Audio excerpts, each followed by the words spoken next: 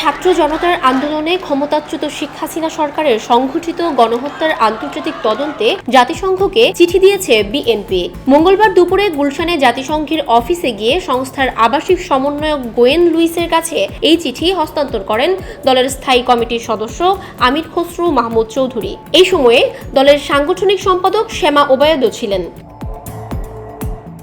এই প্রসঙ্গে আমির খসরু মাহমুদ চৌধুরী গণমাধ্যমকে বলেন, অবৈধ সরকারের অধীনে বাংলাদেশে যে হত্যাযজ্ঞ হয়েছে তার একটি নিরপেক্ষ আন্তর্জাতিক মানের স্বচ্ছ তদন্তের মাধ্যমে যে সম্পূর্ণ ঘটনা ঘটেছে এটা উদ্ঘাটন করার জন্য আমরা জাতিসংঘকে অনুরোধ করেছি।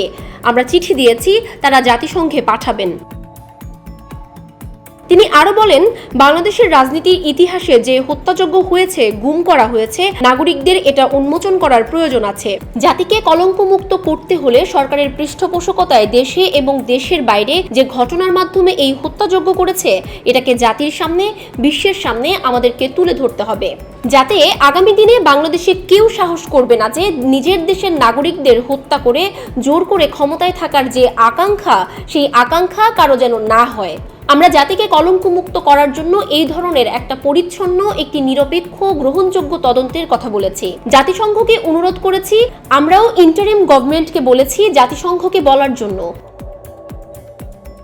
এই তদন্তের বিষয়বস্তু নিয়ে প্রশ্ন করা হলে আমির খসরু বলেন, এখানে গণহত্যার ওপরেই তদন্ত হবে।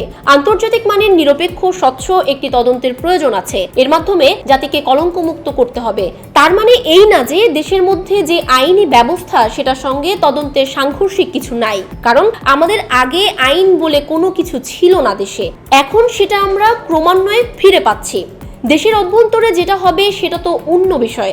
যে গণহত্যার ঘটনা ঘটেছে তা সারা বিশ্বের কাছে ঘৃণিত হয়েছে এবং সারা বিশ্ব এটার প্রতিবাদ করেছে। আমরা যদি এসব তুলে ধরতে না পারি, ভবিষ্যতেও স্বৈরাচার এবং এরকম ফ্যাসিস্ট সরকার আসবে, বাংলাদেশের মানুষকে গুম, খুন, হত্যা করে ক্ষমতায় থাকার চেষ্টা করবে। আমরা চিরতরে এটার অবসান চাই।